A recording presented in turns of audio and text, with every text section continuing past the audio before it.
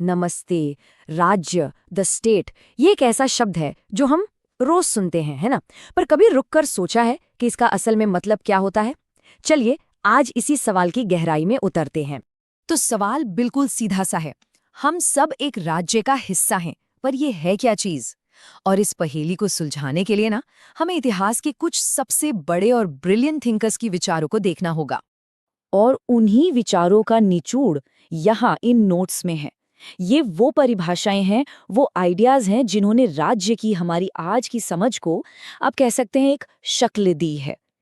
तो चलिए फिर शुरू करते हैं।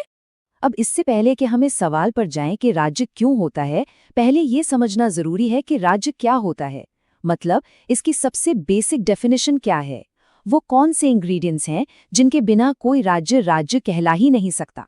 शुरुआत करते हैं ब्लंचली की परिभाषा से। ये हमें 3 मेन पिलर्स देता है। पहला, लोग। दूसरा, एक ऑर्गेनाइज्ड पॉलिटिकल सिस्टम। और तीसरा, एक फिक्स्ड टेरिटरी, मतलब एक तय इलाका। जरा सोचिए, इनमें से एक भी चीज हटा दें तो क्या राज्य की कल्पना भी की जा सकती है? शायद नहीं। अच्छा, अब जरा वुड्रो विल्सन की परिभाषा को देखते हैं। इसमें भी वही चीजें हैं, लोग और एक तय इलाका, लेकिन यहाँ एक नया और बहुत ही जरूरी एलिमेंट जुड़ जाता है, और वो है कानून। इसका मतलब ये हुआ कि राज्य सिर्फ लोगों का एक झुंड नहीं है, बल्कि एक ऐसा समाज है जो कानून के राज के लिए ऑर्गेनाइज हुआ है। तो अगर इन परिभाषाओं को हम मिला दें तो किसी भी राज्य के लिए 4 चीजें एकदम नॉन निगोशिएबल हो जाती हैं। 1, पॉपुलेशन यानी लोग। 2, एक तय टेरिटरी यानी जमीन। 3, एक ऑर्गेनाइज्ड गवर्नमेंट। और 4, सॉवरेनिटी यानी संप्रभुता। अब ये संप्रभुता क्या है? इसका सीधा सा मतलब है अपने फैसले लेने की आज़ादी, जिस पर किसी बाहरी ताकत का कोई कंट्रोल ना हो। और यही वो एक चीज है जो एक स्टेट को किसी कॉलोनी या प्रोविंस से अलग बनाती है। ठीक है, तो अब ये तो समझ आ गया कि राज्य क्या है, पर अब आता है इससे भी बड़ा और गहरा सवाल। राज्य क्यों है? आखिर इसकी जरूरत ही क्यों पड़ी? इसका असल मकसद क्या है? महान दार्शनिक अरस्तु के हिसाब से राज्य का मकसद सिर्फ लोगों को जिंदा रखना या उनकी सिक्योरिटी नहीं है। नहीं, बल्कि इसका लक्ष्य है एक परफेक्ट एंड सेल्फ सफाइसिंग लाइफ देना। मतलब एक ऐसा जीवन जीने में मदद करना जो अपने आप में पूरा हो, नैतिक हो। उनके लिए राज्य सिर्फ एक सिस्टम नहीं, बल्कि ह्यूमन डेवलपमेंट का एक टूल है। और यहीं पर हमें 2 बिल्कुल अलग अलग व्यू पॉइंट्स देखने को मिलते हैं। देखिए, एक तरफ है अरस्तु, जिनका मानना है कि स्टेट हमें एक बेहतर, एक मॉरल इंसान बनने में मदद करने के लिए है।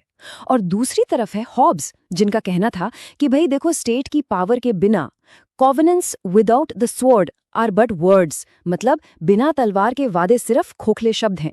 उनके लिए राज्य नैतिकता वैतिकता के लिए नहीं, बल्कि सिर्फ सिक्योरिटी और ऑर्डर बनाए रखने के लिए जरूरी है, वरना सब खत्म हो जाएगा।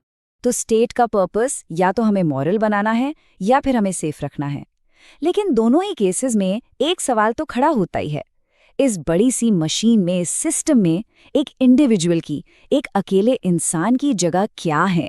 चलिए अब स्टेट और इंडिविजुअल के इसी कॉम्प्लेक्स रिलेशनशिप को समझते हैं। और ये कोई आज की डिबेट नहीं है, जैसा कि नोट्स में भी दिखता है। सदियों से थिंकर्स इसी सवाल से जूझते आए हैं कि एक स्टेट की पावर और एक इंसान की आज़ादी के बीच वो परफेक्ट बैलेंस कहाँ मिलेगा। एक व्यू है जिसे कहते हैं दी ऑर्गेनिक व्यू।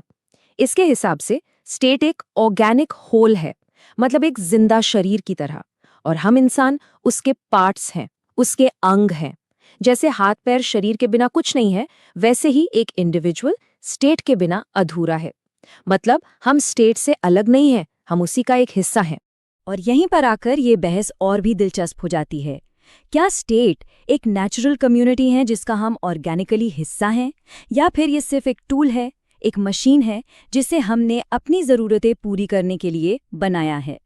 चलिए अब आते हैं इस डिस्कशन के सबसे जरूरी हिस्से पर, जो आज भी रेलेवेंट है। प्रोटेक्टर और थ्रेट। राज्य हमारा रक्षक है या असल में हमारी ही आजादी के लिए एक खतरा? J.S. मिल जैसे थिंकर्स ने इस बारे में एक बहुत बड़ी वार्निंग दी थी। उनका कहना था कि स्टेट की पावर अगर बहुत बड़ी बढ़ जाए तो वो स्पिरिट ऑफ इंडिपेंडेंस को ही खत्म कर देती है। मतलब अगर स्टेट ही सब कुछ कंट्रोल करने लगेगा तो लोग अपने लिए सोचना बंद कर देंगे, उनका कैरेक्टर वीक हो जाएगा और वो पूरी तरह से डिपेंडेंट हो जाएंगे।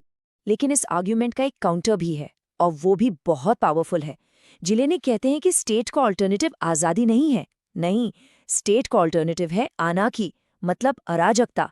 मतलब एक ऐसा रिजीम जहाँ कोई लॉ एंड ऑर्डर नहीं है, जहाँ किसी के भी राइट सेफ नहीं है। तो स्टेट में कमियां हो सकती हैं, पर उसके बिना जो होगा वो कहीं ज्यादा डरावना है। तो आखिर में हम फिर से उसी सवाल पर आ जाते हैं, ये स्टेट जो हमारी जिंदगी के हर हिस्से में मौजूद है, क्या ये हमारी आज़ादी की एक फोर्स है या फिर एक ज़रूरी पिंजरा, एक नेसेसरी केज? इस सवाल का कोई आसान जवाब नहीं है, पर ये एक ऐसा सवाल है जिसके बारे में सोचना बहुत ज़रूरी है।